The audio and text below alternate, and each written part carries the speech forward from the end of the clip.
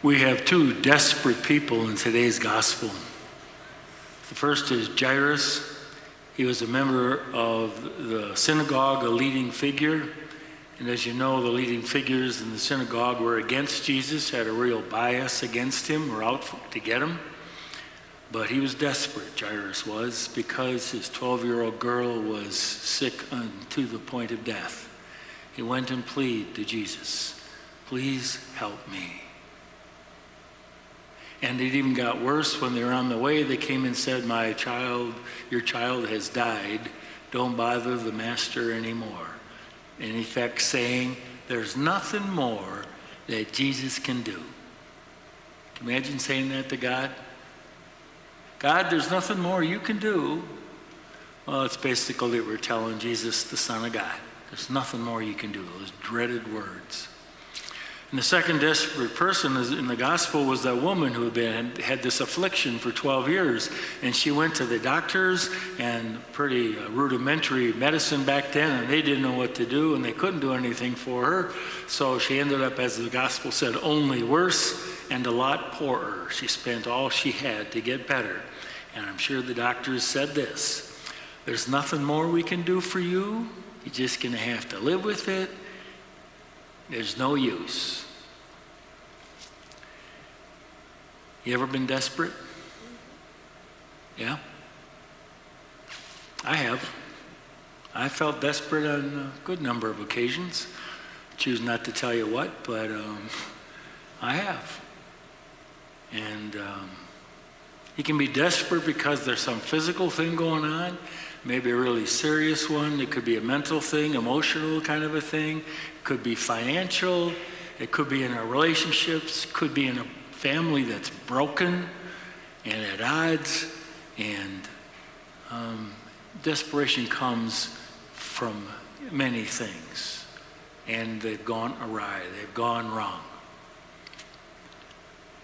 You can be desperate too because we might be so lost in our own sin that we don't think we can ever get out. There's nothing God can even do for me. Believe it or not, I've heard people say that. Even God can't forgive me. That's desperate. So, what do we do when we're desperate? We could do what Jairus did. Jairus, instead of saying, "Okay, Jesus, you can go now, it's too late, you couldn't do anything," instead of saying that, he and his wife and a few of the apostles went up to that room. They stuck with Jesus, believed that he still had power, which of course he did. They went up there. He touched the girl by taking her hand and said to her, "Little girl, arise. Arise." And we could do also what the woman who had that 12-year affliction did. The doctor said, "There's nothing we can do," and she said, "Jesus can." So she went to him where he's walking through a big crowd, and you can picture this scene. She's walking through the crowd. Everybody's reaching out to touch him. Like, I touched the rock star. The healer I touched him. But nobody was touching him, so far as we know, in faith, except the woman who said, "All I need to do is to touch his cloak and I will be healed." She touched him in faith. And Jesus turns around to her and says, "Your faith has saved you." Just like he said to Jairus, do not be afraid, just have faith. Believe that God can do more than you can ever imagine in your life. Is it not true that it's especially when we are desperate that we go to God? Too bad we don't do it all day, every day, and before we're desperate, but especially when we're desperate, we go to God. In fact, that's kind of written into our DNA. Because as we heard in that first reading, it says, God did not make death. He made us to be imperishable. In fact, he made us in his own image and likeness. That's what the scriptures tell us. It's what we are called to believe. And so, especially when we are desperate, there is something in us which draws us to God. It's like iron filings to a magnet. Just draws us right to God. And that's the place to go. Because God is the one who has the power to do something with our life, especially when we think there's nothing that can be done. God works in us and through us. It's kind of like, thinking of St. Monica. You all know about St. Monica. Her son was St. Augustine, but he wasn't St. Augustine for a long time. For 30 years or so, she prayed for his conversion, that he might change his wayward ways, his sinful life, and come to know the Lord. And finally, through all that 30 years of prayer, something happened in him where he was influenced by another saint, and he became a priest, he became a Catholic, a priest, a bishop, and we now know him as a saint. She believed that something else could be done, that God can do it even when no one else can. And God still works in the world in this same way. And oftentimes he works through us. We become the presence of Jesus to someone else. He is in us and works through us. I've got a true story which I think brings that about, kind of to light.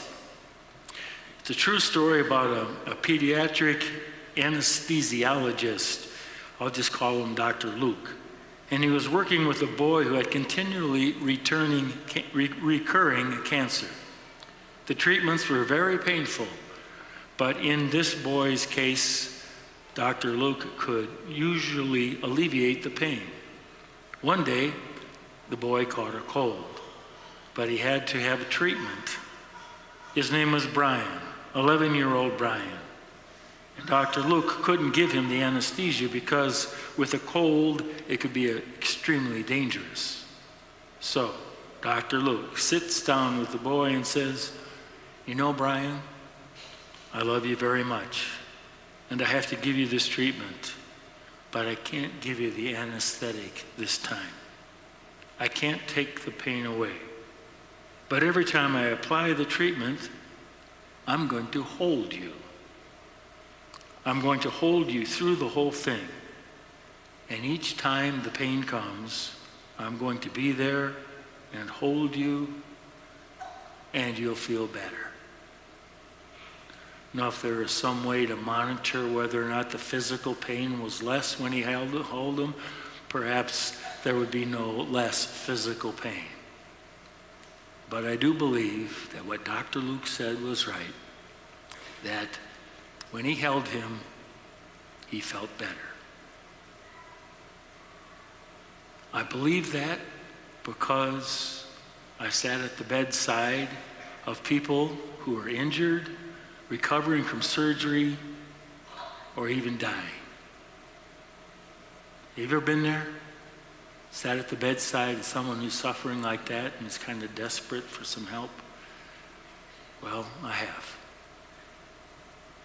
And one thing I've noticed is that much of the time, they want to hold somebody's hand. So when I go in and anoint someone, for example, and it's better if some family or friends are around, I put my hands on their head, I anoint their forehead and the palms of their hands. We say the Our Father by joining hands, and usually they don't want to let go. So I don't. So with them there the rest of the time, you hold their hand. And I believe it makes a difference. I believe that not only because of that, but because I've been in that bed myself. And it was a grace to have someone who knew me and loved me to sit by the bed. And sometimes I needed to hold their hand. I've also been at the bedside of those who are dying. And the thing is that there is no God can't do anything now.